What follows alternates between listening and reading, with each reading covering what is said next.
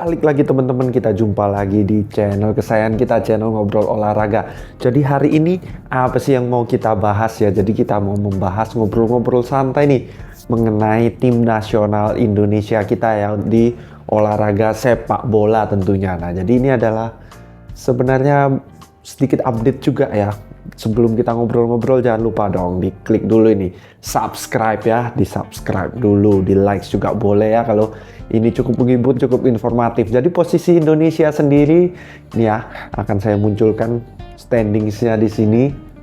Untuk grup Indonesia sendiri sedang berada di posisi nomor 4 ya. Jadi untuk Indonesia di grup kali ini yang berada di peringkat nomor 1 dan 2 akan langsung lolos ke babak, bukan ke babak ya, langsung ke Piala Dunia. Jadi ini kan kualifikasi Piala Dunia ya. Yang peringkat 1, 2 akan langsung lolos dan peringkat 3, 4 akan melanjutkan ke babak kualifikasi selanjutnya. Nah, jadi ini kan ada 3 grup, Indonesia tergolong di grup C ya. Tergabung di grup C, ada grup A juga, ada grup B. Jadi grup C adalah grup terakhir. Jadi dari 3 grup ini akan dipisah menjadi 2 grup yang terdiri dari peringkat 3 dan 4. Jadi peringkat 3 dan 4, 3 dan 4, 3 dan 4 di grup ABC dipisahkan dengan 2 grup. Tentunya apabila memiliki peringkat 3 ya akan menghadapi lebih baik ya kalau bisa ketemu yang peringkat 3 sendiri, peringkat 4-nya ada 2 juga lebih bagus.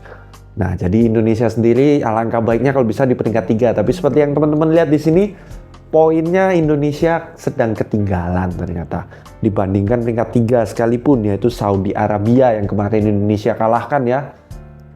Ketinggalan 1 poin. Nah, jadi kedua tim sama-sama memiliki 2 pertandingan tersisa ya. Dari 2 pertandingan ini kita mau bahas dulu kansnya ya. Nah, jadi untuk kansnya sendiri yang pertama kita bahas dulu Indonesia ya. Untuk Indonesia akan menghadapi tim China yang pertama dan juga ada juga Jepang. Jadi akan menghadapi Cina yang merupakan peringkat terakhir dan juga Jepang yang merupakan peringkat 1 di grup. Jadi akan menghadapi peringkat tertinggi dan peringkat terendah.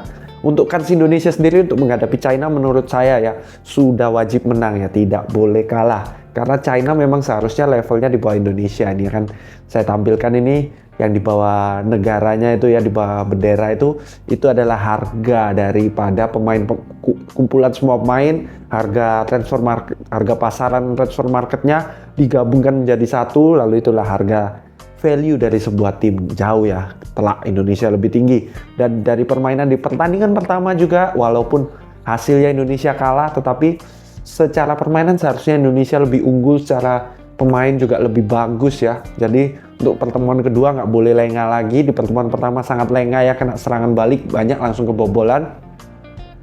Di pertemuan kedua harapan kita bisa maksimal permainan Indonesia sehingga bisa menghasilkan kemenangan ya kan menghadapi China. Lalu selanjutnya menghadapi Jepang ya. Untuk menghadapi Jepang ini Indonesia sebenarnya ya sangat berat ya kalau mau dibilang menang ya.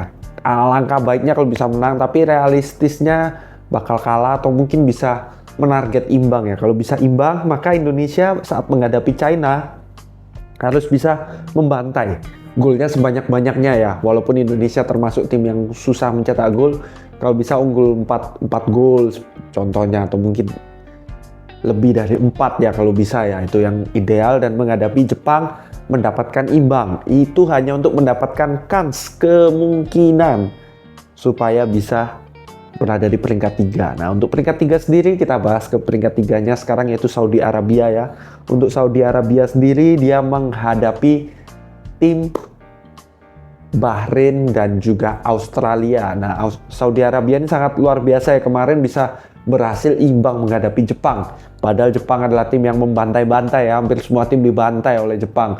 Nah, Saudi Arabia sendiri berhasil imbang 0-0 menghadapi Jepang kemarin. Lalu untuk menghadapi Bahrain ya, kita sudah melihat ya permainan Bahrain kemarin ya. Walaupun kalau dihitung dalam menghadapi Indonesia menangnya lebih bagus saat menghadapi Arab ya, skornya lebih jauh dibanding menghadapi Bahrain, tetapi secara permainan sangat terlihat ya Bahrain levelnya masih di bawah. Sedangkan Saudi Arabia bisa imbang dengan Jepang ya. Jadi kemungkinan menghadapi Bahrain, Saudi Arabia bakal menang. Nah, jadi selanjutnya Saudi Arabia akan menghadapi Australia. Nah, inilah saat menghadapi Australia ini Saudi harus kalah ya, diwajibkan kalah untuk Indonesia supaya bisa punya chance mendapatkan peringkat 3. Karena kalau sampai Saudi Arabia mendapatkan imbang saja, poinnya akan bertambah 1 lagi. Itu tidak terkejar ya, Indonesia harus menang menghadapi Jepang, dan itu terlalu sulit tuh.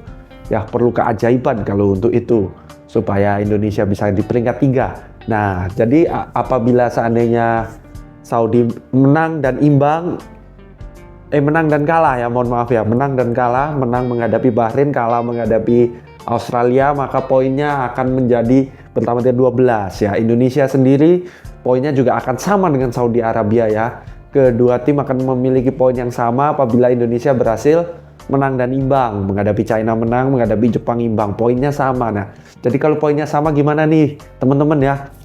Ternyata yang dilihat di kualifikasi adalah yang pertama goal deficit, baru setelah itu mencetak gol, banyak-banyakan mencetak gol, baru setelah itu head to head. Jadi sayangnya Indonesia walaupun head to headnya unggul ya dibanding Saudi Arabia, di pertandingan di leg pertama imbang, di leg kedua Indonesia menang, tapi head to head tidak terlalu berpengaruh karena cukup belakang ya antriannya. Sedangkan goal deficit sendiri Indonesia untuk mengejar Saudi sangat jauh ya, masih jauh ya. Ketinggalan sekitar 4 gol dari Saudi Arabia dalam goal defisitnya. Jadi Indonesia harus mengejar, kalau mau mengejar tentunya harus membantai China dan juga harus imbang dengan Jepang. Dan harapannya mungkin Saudi saat menghadapi Australia juga kalah, kalau terkalah adalah terbantai juga supaya bisa mendapatkan peringkat 3. Nah itu untuk peringkat 3 atau 4 ya, sebenarnya tidak terlalu berpengaruh, sama-sama lolos ke kualifikasi selanjutnya.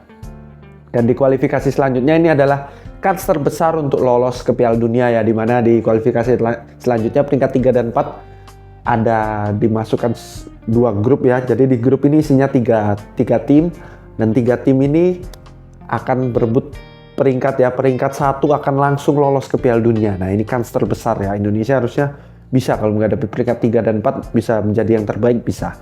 Jadi peringkat 1 langsung lolos, dan peringkat 2 akan ke penyisian selanjutnya, penyisiannya antar benua. Nah kalau antar benua ini agak berat ya, karena banyak benua-benua yang kuat di luar dari Asia.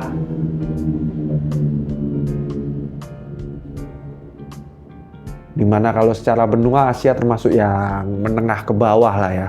Jadi cukup berat, tetapi bagusnya antar benua sih UEFA atau Eropa tidak masuk ya. Jadi itu hanya Amerika Utara, Amerika Selatan, Oseania juga ada, Asia ya kan, lalu Afrika, Timur Tengah itu adalah yang akan ikut antar benua nantinya. Nah, jadi Indonesia kan terbesarnya ada di window keempat ya. Ini kita sedang ada di window ketiga, jadi Indonesia yang terpenting adalah jangan kalah menghadapi China. Itu saja, karena China juga masih memiliki kans ya untuk mengambil alih ya, peringkat 4 ini bisa diambil alih. Indonesia belum aman di peringkat 4. Menghadapi China tidak boleh kalah lah, harus menang ya, kalau bisa harus menang, karena kita tidak tahu juga, siapa tahu Bahrain di 2 pertandingan terakhirnya bisa mencuri kemenangan ya. Jadi hasil imbang pun cukup berbahaya untuk Indonesia. Jadi amankan saja peringkat 4, kalau syukur-syukur bisa peringkat 3 bagus.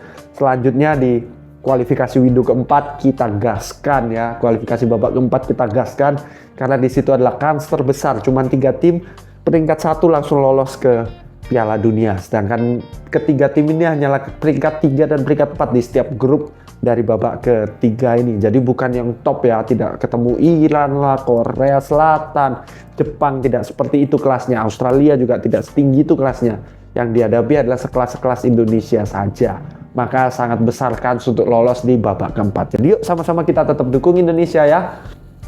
Obrolan kita hari ini seperti itu. Teman-teman kalau punya opini, punya info, punya hal-hal yang menarik ya, boleh dimasukkan di kolom komentar di bawah. Jangan lupa kasih like juga ke video kita. Sampai jumpa di update-update dan video-video kita selanjutnya. Sampai jumpa.